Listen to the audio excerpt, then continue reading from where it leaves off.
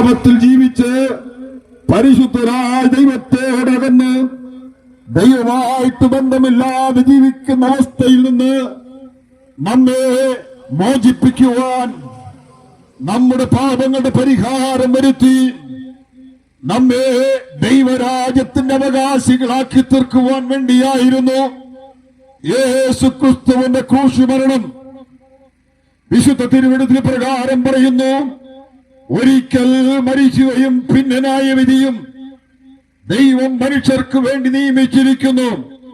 ഒരിക്കൽ മരണം സംഭവിക്കുന്നത് ദൈവസന്നിധിയിൽ നാം പാപികളായതുകൊണ്ടാണ്. പാപികളായി ജനിച്ചു ജീവിക്കുന്നത് കൊണ്ടാണ് മരണം നമുക്കുണ്ടാകുന്നത്. പാപികളായി ജനിച്ചു ജീവിക്കുന്നവരായതുകൊണ്ട് ഈ പരിശുദ്ധരായ ദൈവത്തോട് ബന്ധം പുലർത്തുവാൻ നമുക്ക് കഴിയാതിരിക്കുന്നു. പാപികളായി ജീവിക്കുന്നത് കൊണ്ട് ദൈവസന്നിധിയിലേക്കുള്ള പ്രവേശനം നമുക്ക് സാധ്യമല്ലാതിരിക്കുന്നു. ആകയാൽ നമുക്ക് ദൈവസന്നിധിയിലേക്കുള്ള പ്രവേശനം നൽകുവാൻ വേണ്ടി ദൈവപുത്രനാകുന്ന ക്രിസ്തു ക്രൂശിൽ മരിച്ചു. ആ ക്രൂശിലെ മരണം പാപിയെ സ്നേഹിക്കുന്ന ദൈവത്തിന്റെ സ്നേഹമാണ് എന്ന് കാണുവാൻ സാധിക്കും. വിശുദ്ധ തിരുവെഴുത്ത് പരിശോധിക്കുമ്പോൾ ദൈവസ്നേഹത്തെ കുറിച്ച് പ്രകാരം നമുക്ക് കാണുവാൻ സാധിക്കുന്നുണ്ട്. ദൈവസ്നേഹം നാം ഇടയിലില്ലാത്ത ആടുകളെ പോലെ തെറ്റിയുണരുന്നവരായി ജീവിച്ചപ്പോൾ, നമ്മെ രക്ഷിക്കുവാൻ ആരുമില്ലാതെ ലക്ഷ്യമില്ലാതെ ജീവിച്ചപ്പോൾ, സ്വർഗത്തിലെ ദൈവം നമ്മുടെ പാപങ്ങൾ യേശുക്രിസ്തു ദൈവം നമ്മിൽ നടത്ത് ക്രിസ്തുവിൽ ചുമത്തപ്പെട്ടു. ദൈവത്തിന്റെ സ്നേഹമാണ് അത് കാണുവാൻ സാധിക്കും. പാപത്താൽ ലക്ഷ്യമില്ലാതെ ജീവിക്കുന്നവരെ ലക്ഷ്യസ്ഥാനത്തെത്തിക്കുവാൻ, പാപത്താൽ പരിശുദ്ധരായ ദൈവത്തോട് ബന്ധമില്ലാതെ ജീവിക്കുന്നവരെ ദൈവത്തോട് ബന്ധമുള്ളവരാക്കി തീർക്കുവാൻ വേണ്ടി ദൈവത്തിന്റെ സ്നേഹം നമ്മിലുള്ള പാപങ്ങൾ, നമ്മിലുള്ള അകൃത്യങ്ങൾ നമ്മിൽ നടത്ത് ക്രിസ്തുവിൽ ചുമത്തപ്പെട്ടു. അത് ദൈവത്തിന്റെ സ്നേഹമാണ് എന്ന് കാണുവാൻ സാധിക്കുന്നുണ്ട്. യേശുക്രിസ്തുവിൽ നമ്മുടെ പാപങ്ങൾ ചുമത്തപ്പെട്ടത് കൊണ്ട് മാത്രം നമ്മുടെ ജീവിതത്തിൽ ദൈവസ്നേഹം നമ്മിൽ പൂർത്തീകരിക്കപ്പെടുന്നില്ല. നമ്മുടെ പാപങ്ങൾ നമ്മിൽ നടത്ത് ക്രിസ്തുവിൽ ചുമത്തപ്പെട്ടു. ആ ചുമത്തപ്പെട്ട പാപങ്ങളും ചുമന്നുകൊണ്ട് യേശുക്രിസ്തു ക്രൂശിന്മേൽ കയറി അവൻ നമുക്ക് വേണ്ടി മരിച്ചു. തിരുവെഴുത്ത് പറയുമ്പോൾ നാം പാപം സംബന്ധിച്ച് മരിച്ച നീതിക്ക് ജീവിക്കുവാൻ വേണ്ടി ക്രിസ്തു നമ്മുടെ പാപങ്ങളെ ചുമന്നുകൊണ്ട് ക്രൂശിന്മേൽ കയറി. ചുമത്തപ്പെട്ട പാപങ്ങൾ ക്രിസ്തു ചുമന്നുകൊണ്ട് ക്രൂശിന്മേൽ കയറി. കൈകാലുകളിൽ അടിയടിക്കപ്പെട്ട്, ശിരസിന്മേൽ മുൾക്കിരീടം അടിക്കപ്പെട്ട്, ചാട്ടവാറ് കൊണ്ട് അടിയേൽക്കപ്പെട്ട്, ശരീരം മുഴുവനും മുറിവേൽക്കപ്പെട്ടവരായി നമുക്ക് പകരമായി പ്രായശ്ചിത്ത മരണം അനുഭവിച്ചു. ദൈവത്തിന്റെ സ്നേഹം ആ നിലയിൽ നമുക്ക് ക്രൂശിന്മേൽ കാണുവാൻ സാധിക്കുന്നുണ്ട്. അപ്പോസ്തലനായ പൗലോസ് പറയുന്നു, നാം പാപികളായിരിക്കുമ്പോൾ തന്നെ നമുക്ക് വേണ്ടി മരിക്കയാൽ ദൈവം നമ്മെ സ്നേഹിച്ച സ്നേഹത്തിന്റെ പ്രദർശനമാണ് ക്രൂശിൽ കാണുവാൻ സാധിക്കുന്നത്. ആകയാൽ പാപിക്ക് പാപമോചനം കൊടുക്കുവാൻ, പാപിക്ക് പരിശുദ്ധരായ ദൈവത്തോട് ബന്ധം പുലർത്തുവാൻ, പാപിക്ക് പരിശുദ്ധനായ ദൈവത്തിന്റെ സ്വർഗഭവനത്തിൽ എത്തിച്ചേരുവാൻ ഇടയാകേണ്ടതിനു വേണ്ടി നമ്മുടെ ജീവിതത്തിൽ നമ്മിലുള്ള കൃത്യങ്ങളും പാപങ്ങളും നമ്മിൽ പരിഹരിക്കുവാൻ വേണ്ടി നാം പാപം സംബന്ധിച്ച് മരിച്ച് നീതിക്ക് ജീവിക്കുവാൻ വേണ്ടി കർത്താവ് ക്രൂശിന്മേൽ തറയ്ക്കപ്പെട്ടു, ക്രൂശിൽ മരിച്ചു എന്ന് കാണുവാൻ സാധിക്കും. ആ വിഷയത്തെ കുറിച്ച് അപ്പോസ്തലനായ പൗലോസ് കൊലോസ്യ ലേഖനത്തിൽ ഓർപ്പിക്കുകയാണ്. നമ്മുടെ ജീവിതത്തിൽ പാപത്തിന്റെ ഫലമായി നമുക്ക് വിരോധമായിരിക്കുന്ന ഒരു കൈയെഴുത്തുണ്ടായിരുന്നു, നമുക്ക് വിരോധമായിട്ടുള്ളൊരു ന്യായപ്രമാണമുണ്ടായിരുന്നു. നമുക്ക് വിരോധമായ കൈയെഴുത്തു മായ്ച്ച് നമുക്ക് വിരോധമായിരിക്കുന്ന ന്യായപ്രമാണം നമ്മിൽ നീക്കുവാൻ വേണ്ടി അവൻ ക്രൂശിൽ തറച്ച് നമ്മെ വിടുവിച്ചു. ദൈവത്തിന് സ്തോത്രം. യേശു ക്രിസ്തു ക്രൂശിൽ തറയ്ക്കപ്പെട്ടപ്പോൾ നമുക്ക് വിരോധമായിരിക്കുന്ന കൈയെഴുത്ത് മായ്ക്കപ്പെട്ടു. യേശു ക്രിസ്തു ക്രൂശിക്കപ്പെട്ടപ്പോൾ നമുക്ക് വിരോധമായിരിക്കുന്ന ന്യായപ്രമാണം നമ്മിൽ നീക്കപ്പെട്ടു എന്ന് തിരുവെഴുത്ത് നമ്മെ ഓർപ്പിക്കുകയാണ്. ദൈവസ്നേഹത്തെ കുറിച്ച് പറയുമ്പോൾ ദൈവത്തിന്റെ സ്നേഹം അവനിൽ വിശ്വസിക്കുന്നവർക്ക് നിത്യജീവൻ കൊടുക്കുന്നതിനാണ്. പാപിയെ സ്നേഹിച്ചുകൊണ്ട് കാൽവരിയിലെ ക്രൂശിൽ മരിച്ച് അടക്കപ്പെട്ടുയർത്തെഴുന്നേറ്റ ദൈവപുത്രനിൽ വിശ്വസിക്കുന്നവർക്ക് നിത്യജീവനുണ്ട് എന്നാണ് തിരുവെഴുത്തിൽ നമുക്ക് ഓർക്കുവാൻ സാധിക്കും. നിത്യജീവൻ എന്ന് പറയുമ്പോൾ അതിന്റെ ആശയം എന്താണ്? എന്നും എന്നേക്കുമുള്ള ഒരു ജീവിതം എന്ന് നമ്മൾ പറയാറുണ്ട്. എന്നാൽ ഒരു വ്യക്തി നരകത്തിലേക്ക് പോകുമ്പോഴും അവിടെയും ലഭിക്കുന്ന ജീവൻ നിത്യജീവനാണ്. നരകത്തിലെ ജീവിതം വർഷങ്ങൾ കോടി കോടി വർഷം ജീവിക്കുന്ന നരക ജീവിതവും നിത്യജീവനാണ്. എന്നാൽ യേശു ക്രിസ്തു വിശ്വസിക്കുമ്പോൾ നമുക്ക് ലഭിക്കുന്ന നിത്യജീവൻ എന്ന് പറയുന്നത് സ്വർഗത്തിൽ ജീവിക്കുവാൻ കഴിയുന്ന ദൈവത്തിന്റെ ജീവൻ എനിക്ക് ലഭിച്ചു. അതാണ് നിത്യജീവൻ. അത് യേശു ക്രിസ്തു വിശ്വസിക്കുമ്പോഴാണ് സാധ്യമാകുന്നത് എന്ന് കാണുവാൻ സാധിക്കും. ആ വിഷയത്തെ ഏറ്റുകൊണ്ട് പത്രോസ് പറയുകയാണ്, യേശു ക്രിസ്തു വിശ്വസിക്കുന്നവർക്ക് നിത്യജീവനുണ്ട്. മറ്റൊരുത്തരിലും നമുക്ക് രക്ഷ പ്രാപിപ്പാൻ സാധ്യമല്ല. മറ്റൊരുത്തരിലും രക്ഷയില്ല. നാം രക്ഷിക്കപ്പെടുവാൻ ആകാശത്തിന്റെ കീഴിൽ മനുഷ്യരുടെ നൽകപ്പെട്ട വേറൊരു നാമവും ഇല്ല എന്ന് കാണുവാൻ സാധിക്കും.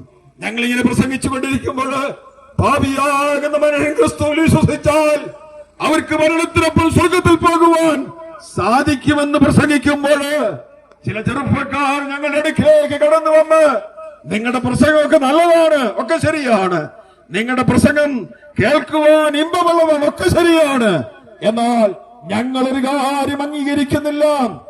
നിങ്ങൾ പറയുന്നത് പോലെ മരണശേഷം ഒരു ജീവിതമുണ്ട്, ഒരു സ്വർഗമുണ്ട്, നരകമുണ്ടെന്ന് ഞങ്ങൾ വിശ്വസിക്കുന്നില്ല എന്ന് ഞങ്ങളോട് പറഞ്ഞത് ഞങ്ങൾ ഓർക്കുകയാണ്.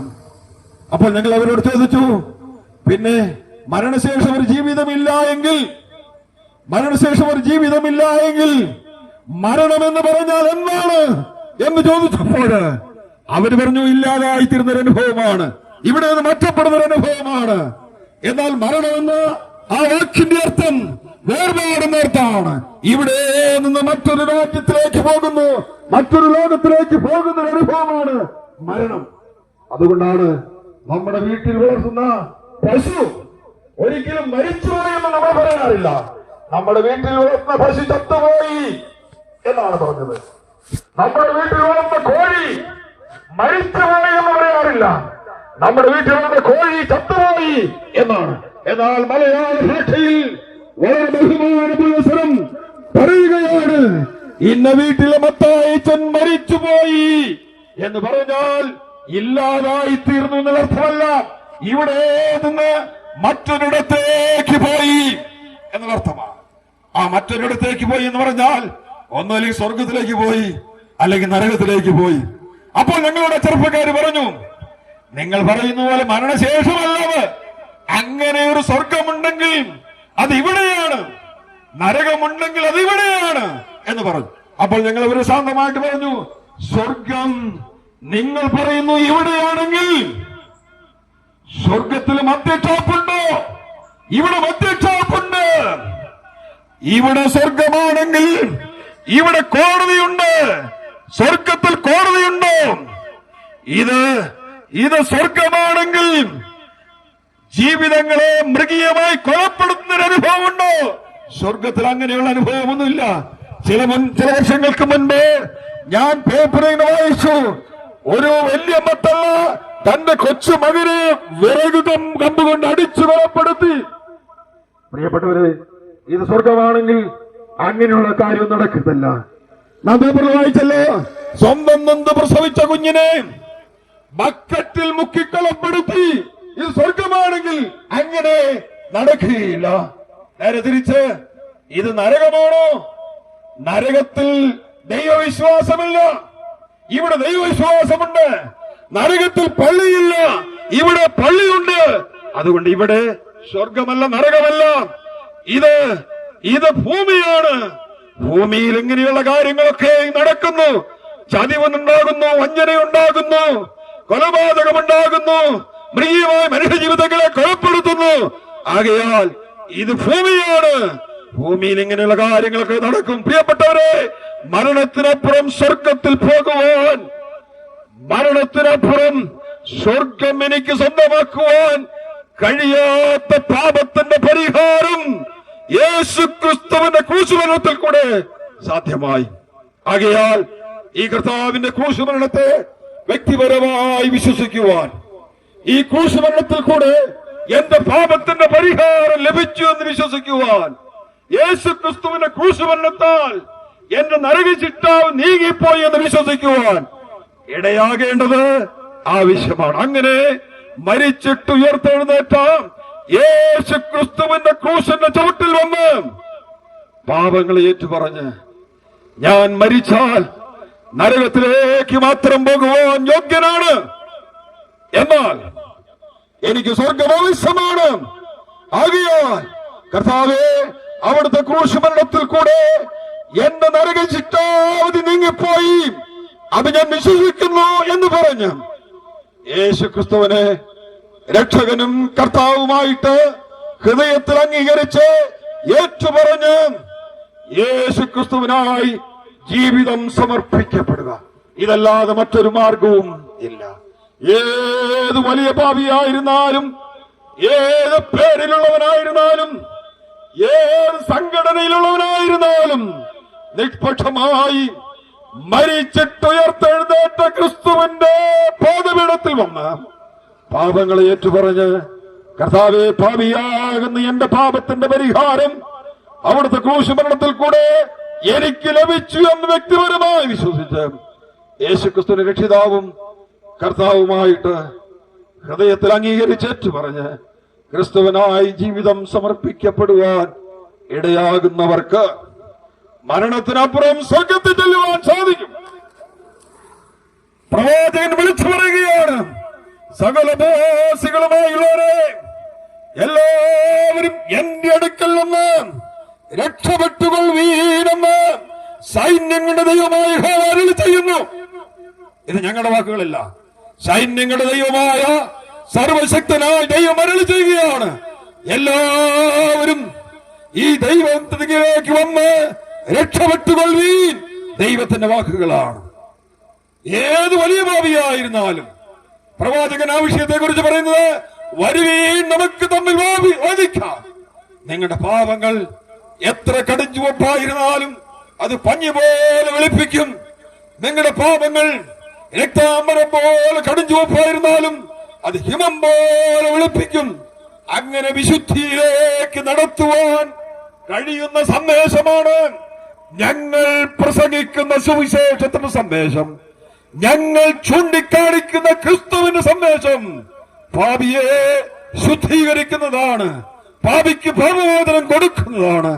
മരണത്തിനപ്പുറം സ്വർഗത്തിലേക്ക് പോകുവാൻ ഇടയായിത്തീരും. മറ്റൊരു വഴിയും സ്വർഗത്തിലേക്ക് പോകുവാൻ ഇല്ലേ എന്ന് വളരെ വ്യക്തമായി ഞങ്ങൾ ഓർപ്പിക്കുകയാണ്. ഈ ക്രിസ്തുവിന് വേണ്ട എന്ന് പറഞ്ഞുകൊണ്ട്, ഈ ക്രിസ്തുവിൽ വിശ്വസിക്കേണ്ട ആവശ്യം എനിക്കില്ല എന്ന് പറഞ്ഞുകൊണ്ട് ലോകത്തിന്റെ മോഹങ്ങൾക്കൊത്തവണ്ണം ജീവിച്ച് മുൻപോട്ട് പോയാൽ നിത്യമായ ന്യായവിധി നിങ്ങളുടെ ജീവിതത്തിൽ വന്ന് സംഭവിക്കും. അതിനിടവരാതെ വണ്ണം നിഷ്പക്ഷമായി മരിച്ചിട്ടുയർത്തെഴുന്നേറ്റ ഈ ക്രിസ്തുവിലേക്ക് വന്ന് ഞങ്ങൾ ചൂണ്ടിക്കാണിക്കുന്ന ഈ ലോകരക്ഷിതാവിൽ വിശ്വസിച്ച് രക്ഷിക്കപ്പെടുവാൻ ഞങ്ങൾ നിങ്ങളെ ഓർപ്പിക്കുകയാണ്. ഈ ക്രിസ്തുവിനെ വേണ്ട എന്ന് പറഞ്ഞുകൊണ്ട് മുൻപോട്ട് പോയി ഈ ക്രിസ്തുവിൽ കൂടെയുള്ള രക്ഷ എനിക്ക് ആവശ്യമില്ല എന്ന് പറഞ്ഞുകൊണ്ട് മുമ്പോട്ട് പോയാൽ ന്യായവിധി നിശ്ചയമാണ്. ഒരിക്കൽ മരണം സംഭവിക്കും, ന്യായവിധി നിശ്ചയമാണ്.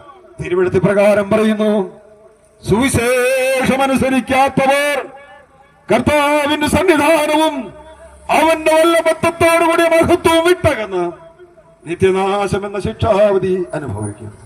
അങ്ങനെ ഈ നിത്യനാശം എന്ന ശിക്ഷാവിധിയിലേക്ക് പോകുവാൻ നിങ്ങൾക്ക് ആർക്കും ഇടയാകരുതേ എന്ന് ഞങ്ങൾ ആത്മാർത്ഥമായി പ്രാർത്ഥിക്കുകയാണ്. അതിനുവേണ്ടിയാണ് ഞങ്ങൾ ഈ സുവിശേഷ സന്ദേശം നിങ്ങളെ പരിചയപ്പെടുത്തുന്നത്. അതിനുവേണ്ടിയാണ് ഞങ്ങൾ ഇവിടെ വന്നിങ്ങനെ പ്രസംഗിക്കപ്പെടുന്നത്. ഇത് ഞങ്ങളുടെ സഭ ഞങ്ങളെ അയച്ചതല്ല. ഞങ്ങൾ ദൈവത്താൽ പ്രേരിപ്പിക്കപ്പെട്ട് ഞങ്ങളെ രൂപാന്തരപ്പെടുത്തിയ, ഞങ്ങളെ രക്ഷിച്ച ഈ ക്രിസ്തുവിനെ കുറിച്ച് പറയുവാൻ ഞങ്ങൾക്ക് ദൈവം പ്രേരണ തന്നതുകൊണ്ടാണ് ഇവിടേക്ക് വന്നത്. അതുകൊണ്ട് ഞങ്ങളെ കേൾക്കുന്ന ആരെങ്കിലും ഇന്നുവരെയും ഈ കർത്താവിൽ വിശ്വസിച്ച് രക്ഷിക്കപ്പെടാതെ പാപമോചനം പ്രാപിക്കാതെ സ്വർഗത്തിന്റെ അവകാശികളായി തീരാതെ ജീവിക്കുന്നവരുണ്ടെങ്കിൽ ഈ കർത്താവിൽ വിശ്വസിച്ച് രക്ഷിക്കപ്പെടുവാനും പാപമോചനം പ്രാപിച്ചവരായി ദൈവരാജ്യത്തിന്റെ അവകാശികളായി തീരുവാനും ബുദ്ധി ഉപദേശിച്ചുകൊണ്ട് ഞങ്ങളെ ശ്രദ്ധിച്ച എല്ലാ പ്രിയപ്പെട്ടവർക്കും നന്ദി പറഞ്ഞുകൊണ്ട് ഞങ്ങളുടെ വാക്കുകളെ ഇവിടെ അവസാനിപ്പിക്കുന്നു. ദൈവം നിങ്ങളെല്ലാവരെയും അനുഗ്രഹിക്കട്ടെ. കർത്താവിന്റെ നാമം മഹത്വപ്പെടുവാനാകട്ടെ. ഇതൊരാത്മീയ ശുശ്രൂഷയാകയാൽ ഞങ്ങൾ നിങ്ങൾക്ക് വേണ്ടി ഒരു വാക്ക് പ്രാർത്ഥിച്ച് ഇവിടെ നിന്ന് അടുത്ത സ്ഥലത്തേക്ക് കടന്നു പോകുകയാണ്. നമുക്ക് പ്രാർത്ഥിക്കാം.